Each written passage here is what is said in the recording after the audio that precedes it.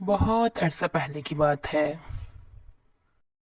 एक घने जंगल में टुनटुनी चिड़िया अपनी बेटी रिंकी के साथ रहती थी। एक बार टुनटुनी चिड़िया का शौहर बीमार हो गया और बीमारी की वजह से तो वो मर गया। इस हादसे की वजह से टुनटुनी चिड़िया रोने लगी। वो रोते रोते बोली, हाय अल्लाह, ये क्या हो गया? कि ये मेरे हंसते खिलते खानदान को किसकी नजर लग गई? अब मैं और रिंकी तुम्हारे बिना कैसे जिएंगे? अपनी माँ को रोते हुए देख टिन की चिड़िया भी रोने लगी। और इसी तरह कुछ दिन गुजर गए। उनके घर का राशन पानी भी खत्म हो गया था। तब हालात से मजबूर होकर टुनटुनी चिड़िया बाहर जाकर खाना तलाश करने का सोच लेती है। फिर टुनटुनी चिड़िया रिंकी से कहती है, देखो बेटा, अब घर का सारा राशन पानी खत्म हो चुका है। अब मजबूरन मुझे ही राशन का इंतजाम करना पड़ेगा। इसीलिए मैं खाने की तलाश में बाहर जा रही हूँ।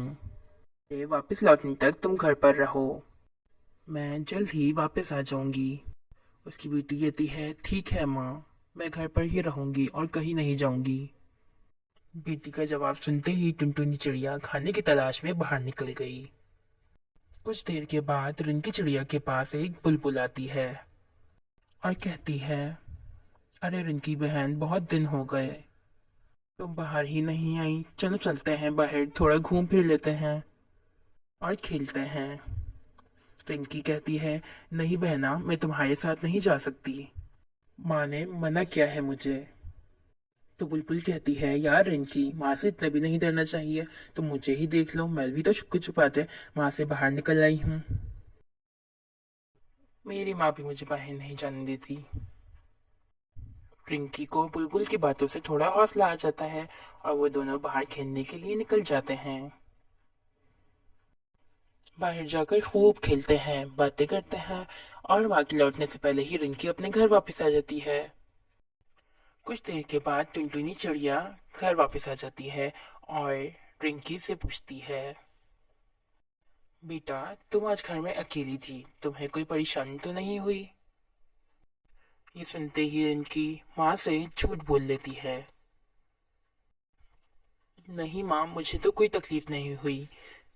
माँ, मुझे तो जोरों की भूख लगी हुई है, लाओ मुझे खाना दो ना। फिर टुनटुनी चिड़िया रिंकी को खाना देती है और वो खाने लग जाती है। ऐसे ही कई दिन गुजरते गए। टुनटुनी चिड़िया खाने की तलाश में रोज घर से सुबह के टाइम बाहर निकल जाती और रिंकी इधर अपने दोस्तों के साथ खूब खेलती रहती। एक दिन की बात है, रिंकी रोज रोज एक ही तरह का खाना खा खा कर बोर हो चुकी थी। तो रिंकी अपनी माँ से कहती है, क्या माँ, आप रोज रोज मुझे एक ही दाना खिलाती हो। मैं आज ये नहीं खाऊंगी, आज मुझे अनार के दाने चाहिए। चिड़िया माँ कहती है, बेटा, तुम आज किसी तरह ये खा लो, मैं कल तुम्हारे लिए किसी तरह अनार के दाने ढूंढ कर ले आऊंगी। अगले दिन टुनटुनी चिड़िया तोता सेठ के पास जाती है और उससे कहती है, तोता सेठ, क्या आप मुझे इस दरख्त का एक अनार दे सकते हैं? मेरी बेटी बहुत दिनों से अनार के दाने खाने की जिद कर रही है। तोता सेठ कहता है, नहीं नहीं, मैं तुम्हें ये अनार नहीं दे सकता। ये सभी अनार हमारी बिरादरी के तोतों के लिए रखे गए हैं। चिड़िया माँ कहती है, तोता सेठ, ऐसा जुल्म मत करो, मेरी चिड़िया नाराज हो जाएगी। मेरी बेटी मुझे छोड़कर चली जाएगी, मुझ पे ऐसा जुल्म मत करो। टुनटुनी चिड़िया तोते के सामने गिड़गिड़ाने लगी, उससे मिन्नतें करने लगी। तोता सेठ कहता है, ठीक है, मगर इसके बदले तुम्हें एक काम करना होगा मेरा। चिड़िया कहती है, हाँ हाँ सेठ, मैं आपका हर काम करने के लिए तैयार हूँ। तो तोता कहता है, ठीक है, इस दरख्त के नीचे जो कांटे पड़े हुए हैं, तुम्हें वो हटाने पड़ेंगे, तभी तुम्हें अनार मिलेगा।